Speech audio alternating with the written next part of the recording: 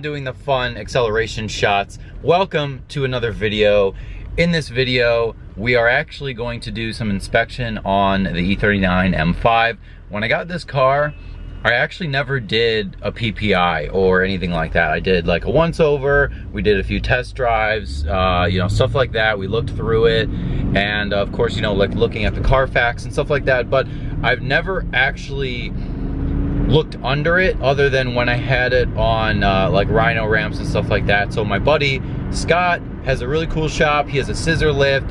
He's a pro at BMWs. He does like E46 manual transmission swaps with the SMG and all kinds of fun stuff like that. He agreed that I could bring the M5 over, and really the reason that prompted that is I feel like I'm hearing some noise, and a few of you are gonna be like, oh, well, you bought an old M5, it's not reliable and it's old, so of course it's gonna start breaking. Well, to be honest with you guys, this car has actually been pretty bulletproof so far. I know I haven't owned it that long, but I've daily driven it and it's been really good. But the noise that I'm hearing is I can't tell if it's like a bearing or a brake pad or something like that up front. It sounds like it doesn't really change when I'm braking necessarily. I am noticing it like if I'm driving and there's sort of like a wall or a barrier, I can hear sort of the sound bouncing off that, and I can hear it, and I think it's, something's going on. So I at least want to just look at it, and it'll give us the opportunity to look under the car, see what's going on, see if it needs anything that maybe I don't know if it needs yet. So that'll give us a good opportunity. We'll be able to hang out, and I'll be able to introduce you to a BMW Pro, unlike myself, who just kind of like drives the car around and pretends that I know a little bit of stuff here and there. Wow, I wonder why there's accidents in Florida all the time. Maybe because it's people going one car length behind each other at like 75.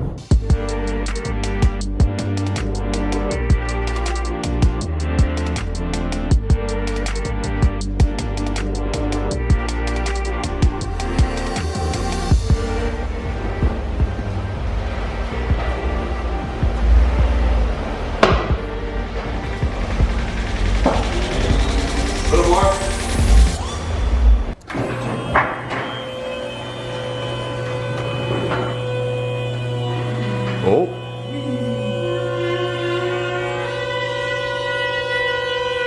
All right, so we're gonna test the rear. That seems a little, no?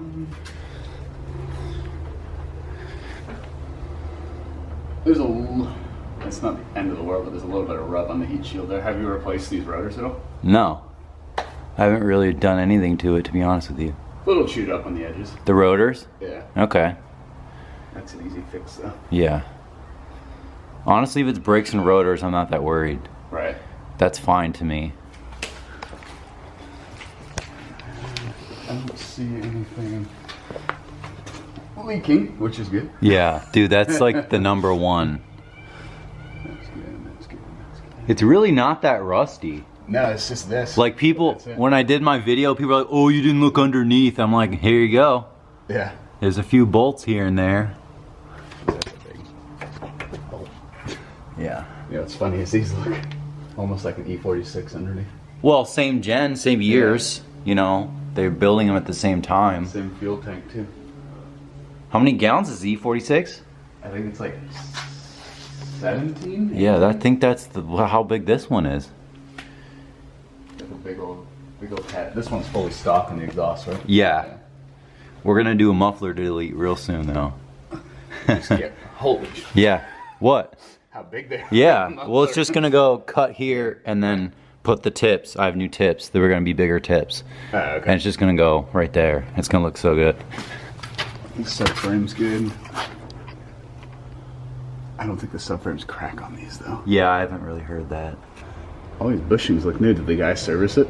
I'm not sure. I mean, he took good care of it, and then the previous owner, it was always in pretty good shape from what I know. But they could have done the bushings in the last year or 2 years. Look fresh. Okay. Because how many miles are on this? 127,000. Yeah, usually those will all be like cracked and like shredded up. Okay. These are still brand new. Yeah, so those, I mean, almost guaranteed those have been replaced. And these guys right here. Yeah, it's really not much. There's really, Yeah, but look here, like, don't you think something was like leaking? Yeah, like the it way could've that been. looks. It could have been when they did the oil and they spilled it. I see that a lot too, because people get messy with the oil. And it's not wet now, and I drove all the way over here. Right. You know, I drove like 15 miles, so you'd think if something was leaking, you'd see it. No, it looks. I don't even see any leaks in the training. Well, let's hope not. Usually, because all this usually gets wet. Yeah. No, it's all good. But what about this little pressurized thing? This is my concern. I don't know if that's like an actual thing to be worried about. No, it's Just leave it? Yeah, you just wipe it up there and see if it starts leaking again. Okay. It's not the end of the world. It doesn't control much really. It's just kind of a stupid emissions bullshit thing. Yeah. Okay. It's not like we have to worry about that here. No. No, even where in Ohio, they didn't do that. They didn't test it or anything. Let's do the steering. Okay. So So I think we found the noise. The source of the noise is the brake. definitely the brakes. Brakes or rotors. Something's a little close because this one's much harder to turn than this one. And this one has a little bit of, nah, it really doesn't have much noise. Nah. But it spins freely. Yeah. It's pretty much normal. Yeah, so, all right. All right, guys, so we're at Scott's place. I'm not sure if I gave you a full recap of what we're doing, but we are taking off the front wheel, the driver's side wheel, because the brake and the caliper seem like they're a little bit close. They're making a little bit of noise. So Scott's gonna help me take this off, and I don't know if we're actually gonna do anything, but we're at least gonna inspect it and maybe grease up the brake caliper and see what's going on. You know, this thing might need rotors, but honestly, other than that, fully underneath, it's in such good shape. So that's actually, I'm actually impressed. I thought it would be a little bit worse, to be honest with you. Don't scratch my curved wheels, Scott.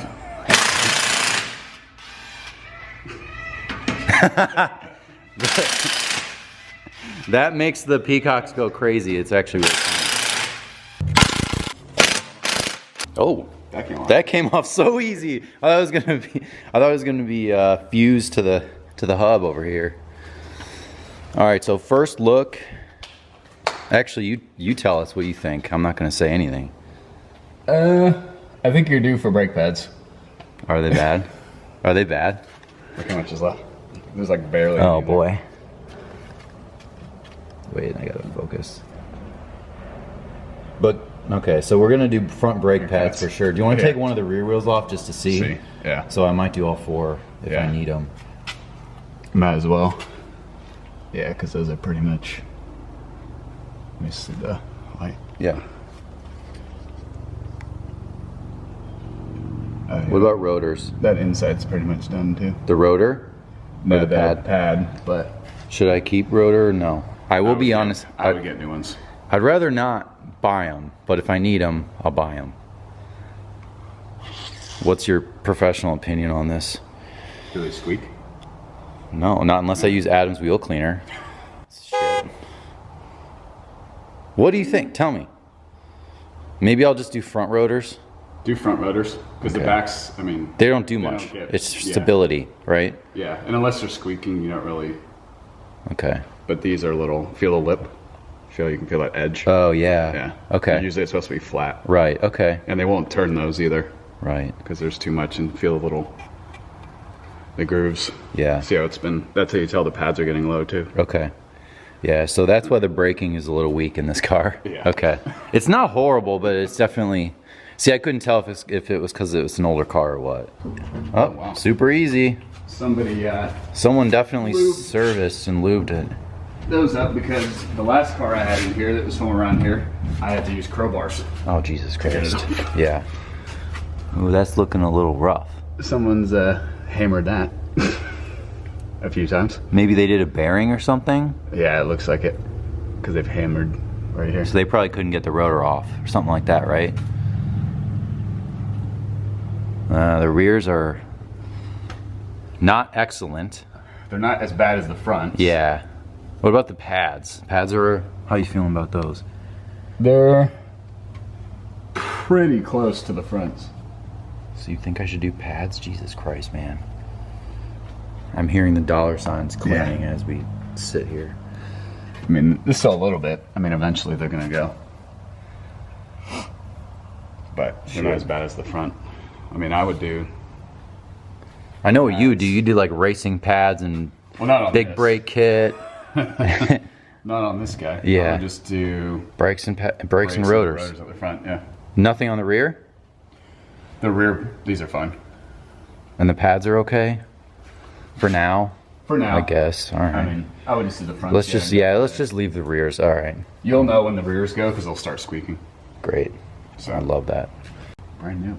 Yeah, so they must have been under there replacing a bunch of stuff. And they must have done a bearing or something here. Yep. I turned it off here. You want it?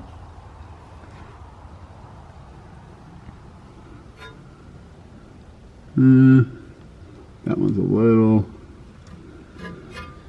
chewed, but as long as it's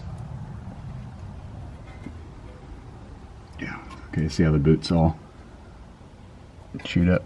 Oh yeah. So that one hasn't been done. No, no, it's done. So they might have just done the fronts or something. I don't know. All right. You don't feel the rear end doing anything weird, no. Right? No. Well, if I do a burnout, it does a wheel hop a little bit sometimes. But I don't know if that's like the road or if that's That's just normal. Okay. Cool. Yeah, try lifting the Jeep ones. I don't want to. I throw my back out. I still don't understand why they do the lug bolts. I've never understood. Especially on an M car too. You're like, yeah. American cars have studs. Yeah. A lot of cars do. Yeah. Most cars do. You know, once I put these on, you're gonna have to come back here to take them off. No, we're gonna torque these properly. Yeah, because well, I'm gonna come back here to take them off anyways. Yeah. Don't do like 500 foot-pounds, please. No. I'm just saying. Brian tried to when I did it, and he's like, "Yeah, I hate that. My wrench at home won't work." I have a breaker bar. That'll work. He didn't have a breaker bar. Yeah, don't do that. All right. I keep it on the low. Yeah, just do it normal person. Work. Yeah, we don't need like industrial racing 500 foot-pounds of 800 foot-pounds. No, please no. All right, so informal introduction. This is Scott, BMW Pro, engine swap, transmission swap, race car.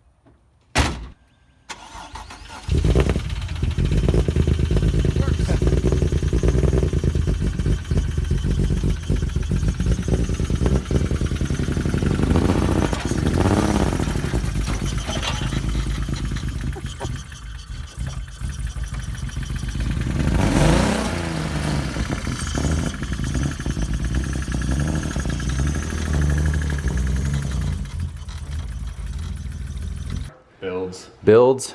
What don't you do, I guess, is the question, besides detailing? There's an extra fee for Audis. Oh, no, I'm surprised. Shop rates double. No, don't do Audis. That's why you're such a happy guy, is because you work on BMWs, not Audis. I'll do anything, BMW, Mercedes, whatnot. But like a B8 S4? Yep. I'm actually in the market, or not in the market, in the process of doing a E46 wagon S54 swap. Okay. So trying to source that out. Starting to carry RTD shifters, if anyone knows what those are. We'll be having those soon, so yeah. SMG to manual swaps will be easy. Just let me know. Yeah. And if you ever want to come out to the racetrack and get ripped yeah, around on a race car, PBIR, right? I'll bring you, or Sebring. Yeah, just take a barf bag and take some medicine before, because you're gonna need it. I'm gonna go out with it. We're gonna have to do a video at some point. I want to do a ride along with you. Yeah. But I have to get some gear. No, the whatever you take. Yeah, Dramamine. I need some of that for sure. Yeah. So we're gonna be doing brakes and rotors fronts on this. Probably Stop Tech, but we'll see. And we might paint the calipers as well. So we're going down on this fancy lift.